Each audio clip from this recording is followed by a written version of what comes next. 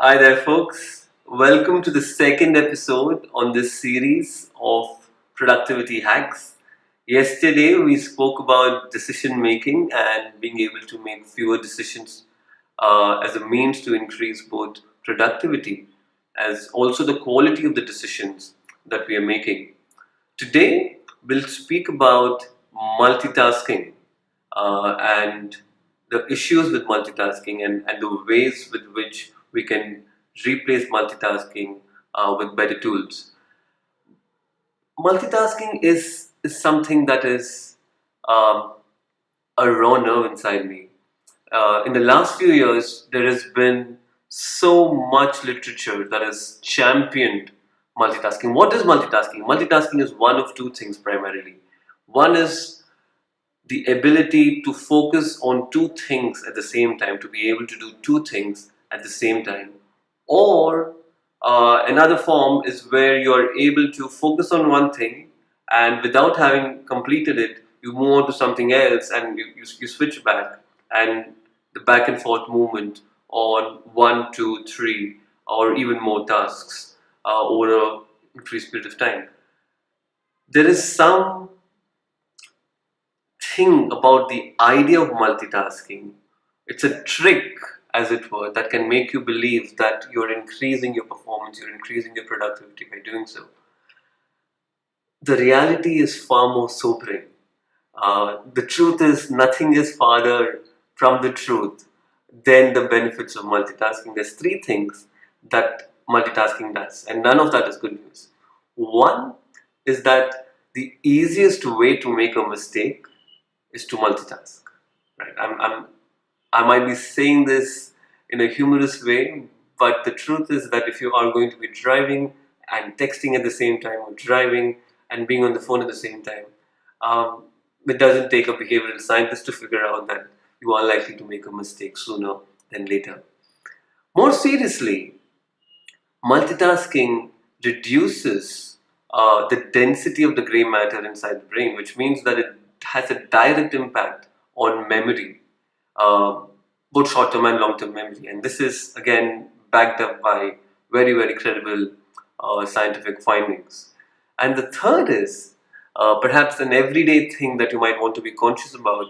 When you multitask, you'd notice that you are using more of your working memory inside your head. It's not unlike the random access memory inside the computer.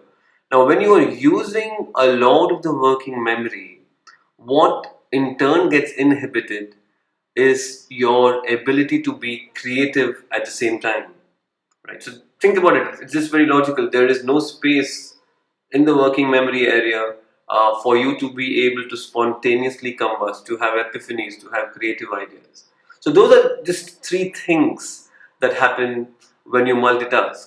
A variation of multitasking is what is known as continuous partial attention. Now this is different from reduced attention spans that we've all seen a lot of talk about. We've experienced it ourselves in the face of technology. Continuous partial attention is a different beast altogether. So continuous partial attention is where you are constantly at several places at the same time. So even when you're here, you're talking to someone, part of your attention is somewhere else, on a game that's happening, on some work that you've left in the office, on a third thing maybe. And this is a phenomenon that is as persistent as low attention spans, if not even more persistent. Like in my experience and people that I meet, I see continuous partial attention as just as prevalent as low attention spans. There are ways and means to be able to take on multitasking, and we'll speak about two or three of those things very, very quickly.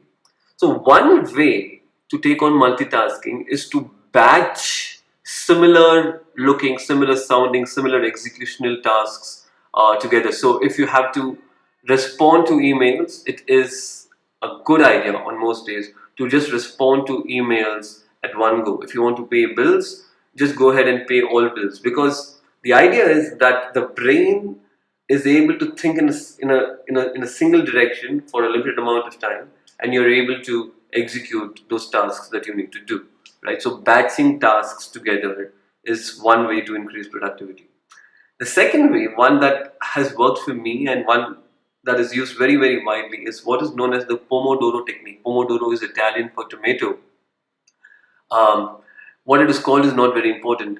What it essentially means is that you break your available time. It's simple, but it is just very effective for some reason. It's deceptively effective. You break your time into chunks of 25 minutes each, and then you give yourself a break of 5 minutes. So if something's going to take more than 25 minutes, then you just give yourself 2 or 3 or 4 chunks of 25 minutes. If you're writing, for example, if you're doing something that requires deep, intense work, then you give yourself more time. But basically, you break your time into chunks of 25 minutes each, and you focus on a single thing at all times. Right? I invite you to read up on this because the research on this is magnificent. It's delivering great results. This is called the Pomodoro technique. And finally, this is not so much a technique, but a gentle reminder. The truth is, there is no downside to single tasking. You know, your attention is the greatest gift that you have, is the greatest gift that you can give to something else or someone else, right? A thing or a person. And attention typically requires three things. Attention requires an awareness, a sensitivity of what's going on, an ability to focus or shine the spotlight on the particular thing that needs to be that requires your attention, and third, an ability to be an ability to evaluate, to be discreet, to judge the ongoings. Now think about it. If you want to be able to successfully give attention to something or a person, there's only so much attention that you have at any given point of time, right? So banish multitasking, if you will.